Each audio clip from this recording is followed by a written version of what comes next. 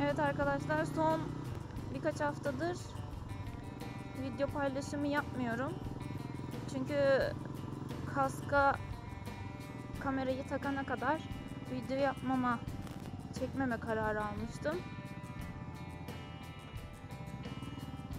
Ben de gelir gelmez hemen denemek için taktım zaten.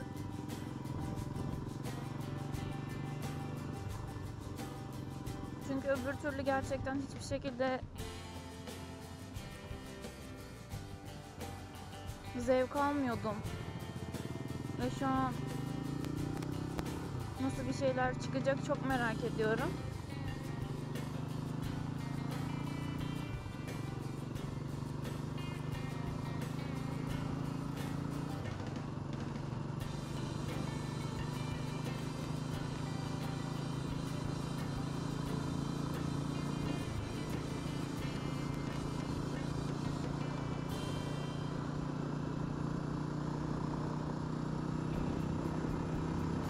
Aslında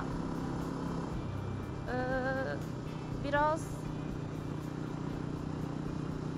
bayanların trafikte yaşadığı sorunlardan bahsetmek istemiştim. Ama işte araya zaman girince fırsat bulamadım bunu.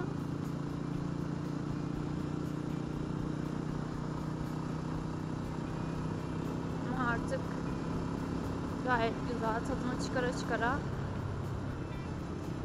videolar çekerim.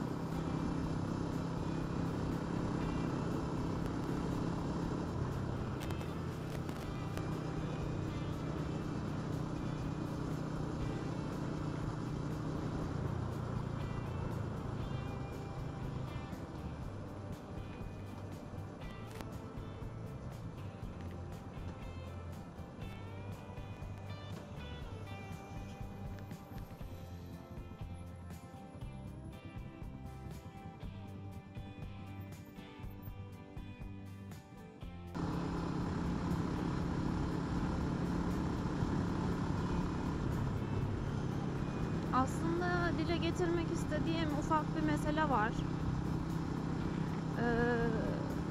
Bu durum beni gerçekten rahatsız ediyor. Çünkü hani yapılan şeyler hoş değil gerçekten. Biz burada hani bir şeyler öğrenmeye çalışıyoruz. Daha iyi olalım. Daha az tehlikede olalım. Daha güzel sürelim diye. Ama yani arkadaşım dediğin insanlar bile kalkıp sana yanlış bilgiler aktarıyorlar. Hatta tam tersi, hiçbir şekilde yardımcı bile olmuyorlar. Hani sen gibi yapsan ne olur? Hani niye bu kadar kötü düşünüyorlar? Bunu anlamıyorum yani. Onlar gibi yani hiç yani erkeklerden hiçbir farkımız yok bu konuda. Kesinlikle böyle düşünen insanlardan nefret ediyorum.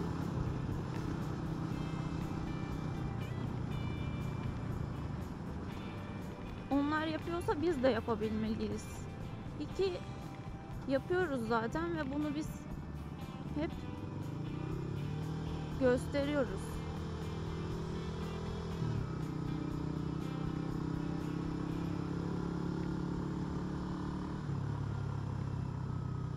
Hatta geçenlerde başımdan şöyle bir hikaye geçti.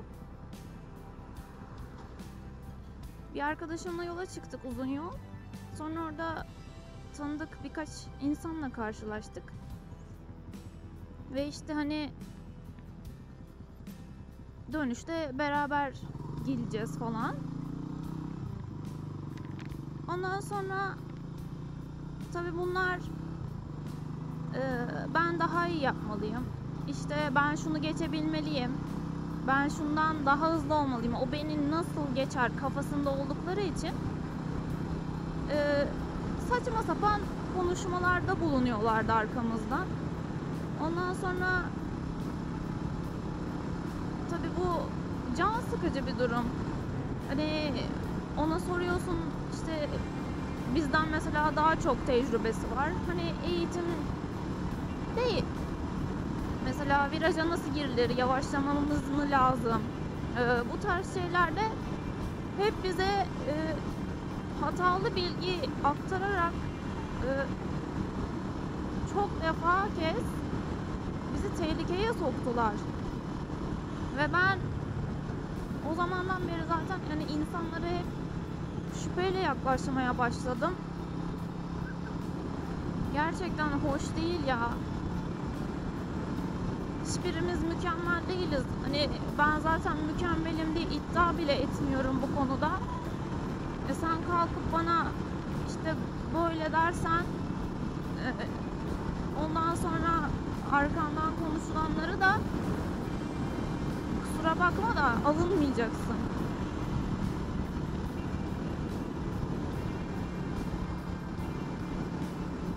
Yani bu sırf cinsiyet farklılıklarından dolayı işte kadınlar yapamaz, edemez diyemezsiniz ya. Hani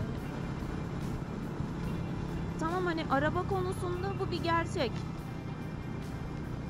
Çünkü bayan araba kullanıcılarından ben ciddi anlamda rahatsızım. Çünkü gerçekten çok tehlikeli araç kullanıyorlar. Ve üstüne üstlük hani bizi de tehlikeye atıyorlar bu sefer.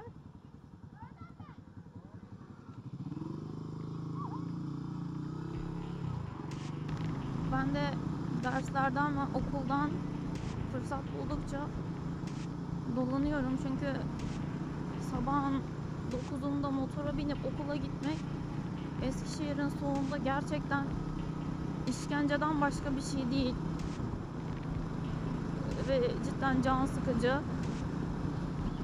Öyle olduğu zaman insan hani motoru çıkartmak istemiyor.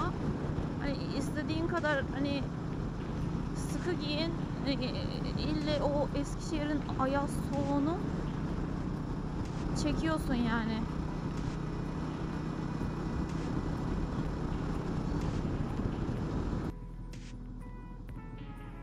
Eskişehir'in bu kısmına geldiğimiz zaman direkt trafik başlıyor.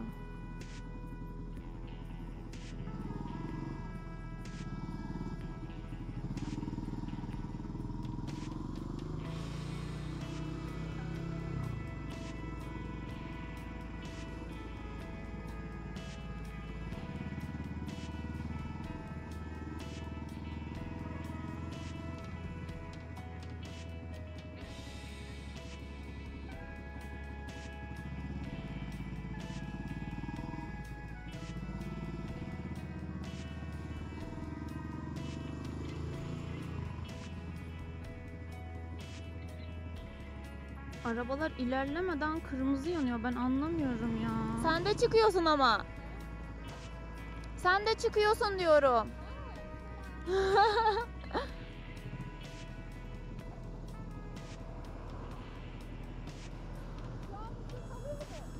Neyi?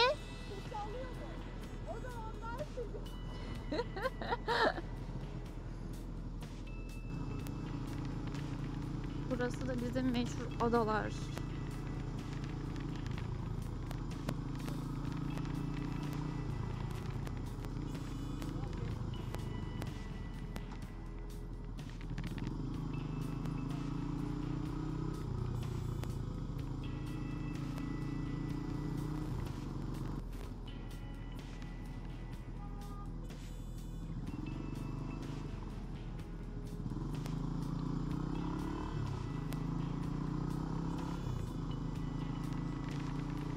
Hadi bundan sonra yiyorsa bir sıkıştırın, bir şey yapın. Bakın nasıl şikayet ediyorum hemen.